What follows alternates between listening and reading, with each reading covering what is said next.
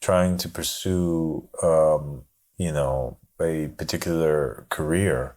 Yes, it is good to serve humanity by, becoming a doctor or becoming an engineer or doing some sort of works that, help the advancement of mankind. We should always seek knowledge, and these are commendable, pursuits. But there is a pursuit of pursuits. There is a goal of goals. There is a purpose of all purposes. There is something which we were created for, that if we don't achieve this purpose first, every other goal and purpose that we seek to achieve is null and void and does not benefit us at all in any sort of way, shape, or form. And that goal is to know God. So now what I must do, and what every human being must do, is to seek that door to God, or the Imam of the time.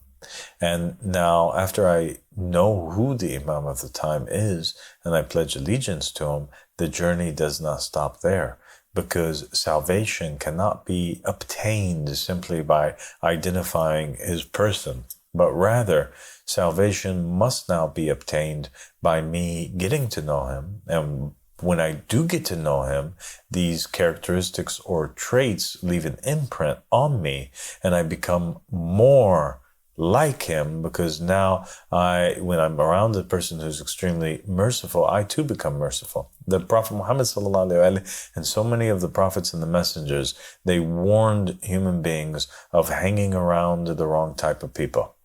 They said that, a person is the way that his friends are. The person is as those whom he surrounds himself with. Know a person through his companions, or through those who are around him. We were commanded in other narrations to not waste time by being around those whom are ignorant, or those whom have bad traits or bad characteristics. Because when we eat with them, when we drink with them, when we hang around with them and spend our time with them, that rubs off on us, and we become like that. And our level of consciousness drops down, and we vibrate at the same level as those people that are around us. Do you understand? Yeah, I understand. So the opposite is true too. When we're around the messenger of God, we're vibrating at a very, higher frequency, if we manage to recognize that God's spirit is within him, and we discipline ourselves enough and empty out our cup of all those nasty things that we learned throughout life, and all of those nasty traits, and make ourselves as empty glasses or containers to receive this overflowing sustenance from the Imam alayhi salam. And the only way that is done really is by the dissolving of the self, or the ego. The light is one, Ardia. Light is one. Goodness is one. There's no difference in regards to ultimate goodness. Ultimate light, okay, is the same, no matter who it shines through. Okay? Yes. People's personalities and characters differ. And that's why we have so many different individuals. The individual self, or the ego, it is formed and made, and each individual person, okay, his personality or self basically is from the mixture of these different types of veils of darkness that he has, with also these veils of light that he has. We talked about the 75 soldiers in the hadith. Imam Sadiq alayhi salam talked about in regards to there being the creation of the mind and the creation of ignorance, and that there's 75 soldiers of the darkness, 75 soldiers of the light, and that nobody except for a prophet, messenger, a close angel, or a believer whom God has tested his heart for faith, nobody except those completes his mind or his intellect by having all of these 75 soldiers of the light, while the 75 soldiers of darkness are absent from him, right? And nobody except for a tyrant does the opposite and collects these 75 soldiers of the darkness. And the vast majority of human beings that have not completed disbelief or completed faith, right, are a combination or a mixture of some of the veils of darkness and some of the veils of light. And so he sees, his soul sees and perceives from beyond all of these veils of darkness and separated from these veils of light, right, to a certain extent or to a certain degree. And so these combinations, the combinations of darkness and of light, are what form that person's unique personality. Maybe one particular individual, okay, and I'll explain it to you so that you understand what I mean more. One particular individual perhaps he has in him the soldier of pride. This is a soldier of darkness. He's a prideful person. And he's also at the same time, he has a good trait, which is he's courageous. And also he's generous.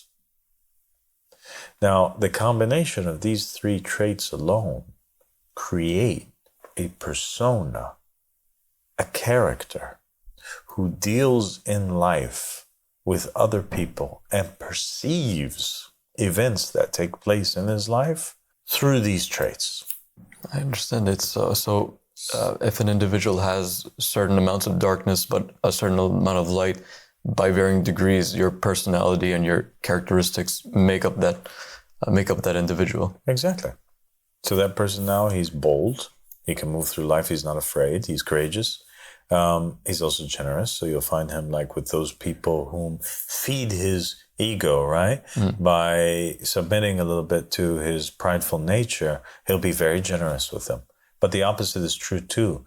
The pride that's in him will cause him to be stingy, right? Or withhold his generosity from those whom he perceives to be insulting him, right? Oh. So his generosity now is not absolute.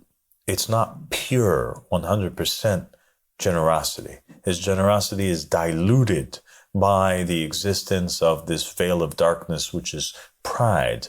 And so what the person must do is he must seek to lift this veil of pride in order that this trait that's in him already, which is generosity, may become absolute. Okay? His courage also would be tainted because of the existence of a soldier of darkness like pride. So he's only courageous when it benefits him or his ego. He's not courageous in an absolute sense, right? And so the goal becomes now that this individual attains salvation through the perfection of his own self. And the only way to perfect himself is to find an individual who has already achieved that state of perfection so that he may become a disciple or a student of that individual and learn by watching this person's handling of situations how it is that he may perfect his own intellect and his own nature so that his soul may shine through and that this ego may dissipate and he may achieve a state of enlightenment. When the person, we've heard a lot of people talk about enlightenment and how it has to do with the dissolving of the ego, right? Or the personality. And some people have questioned whether or not that's a good thing or a bad thing. because they say that in the personality is what keeps the person unique. And we also have in the West that there's a big infinite emphasis on the fact that, this individuality is a good thing. In reality, when we talk about enlightenment, we're talking about the removal of this nastiness, right? The veils of darkness. And when an individual removes the veils of darkness, he becomes good, right? He becomes pure light, pure characteristics. He becomes the embodiment of these pure soldiers of the light. And then his character or his nature changes ultimately, right? Because now this mud that was on the glass is removed. This misperception is gone. And his personality ultimately becomes very similar to the personality of the Imam whom he is following. And that's what we call or refer to when we say that the person has an opening in the veil with his Imam. Now the light of the Imam has shined through into the individual. Just like the Prophet Muhammad on his night journey, when he went up and he was obviously in the presence of God, and his purpose now is to know God. And an opening happened in the veil of God the size of a needle. And he was able to see from the glory of God and to watch and hear God praising himself. And thus Muhammad then learned by watching God praise himself how it is that Muhammad sallallahu alaihi wasallam must praise God and how it is that he must be. The same thing then is true for the individuals with God in creation. They are, each and every one of them, on that night journey that the Prophet Muhammad sallallahu alaihi wasallam had with God. Each person with their Imam. So the Prophet Muhammad starts where? He's in his bedroom, right? And he goes on this night journey. The sky opens up and he ascends until he migrates through the 7 heavens until he reaches the farthest point in the worlds of creation, and it is there where he sees this emerald veil, and he knows that God exists on the other side, and now he's in the presence of God, and now he's hearing God praise himself, and he imitates that, and he learns from that, and an opening happens, and the light shines through, and now Muhammad's actions and Muhammad's speech is the same as God's actions and as God's speech, and it is at that point where the darkness of Muhammad, that little personality, as Imam Ahmad al-Hassan mentioned in great detail in the Book of Monotheism, dissipates, disappears, goes away. And Muhammad sallallahu alaihi wasallam, now he goes between two states, a state where his personality is totally gone and a state where his personality comes back, right? Where he's kind of going back and forth like that. So Muhammad reaches a state of enlightenment. His ego dissipates. Nothing remains except for God, the one, the conqueror, right? Mm. And Muhammad's personality is gone. It's only God's personality now that Muhammad's behavior is no longer Muhammad's behavior. If Muhammad as a word refers to the individual who was born and raised and thought in a certain way, all of that now is gone, and now his behavior is only the behavior of God. That same night journey that Muhammad went on, right, is the journey that each and every believer must make and is the purpose of creation, which Muhammad, being the best of creation, he was able to achieve, right, in his lifetime, which is to know God, and he ascended and was in the presence of God. The same thing must happen with each and every one of the believers, and by proxy they reach that same position or place that Muhammad was at. How is that the case? Well, the case is that one, the person finds out who is the messenger of God. Then he migrates to the messenger of God, just like Muhammad migrated through the 7 heavens. The individual migrates, he journeys until he reaches the Imam of the time, right?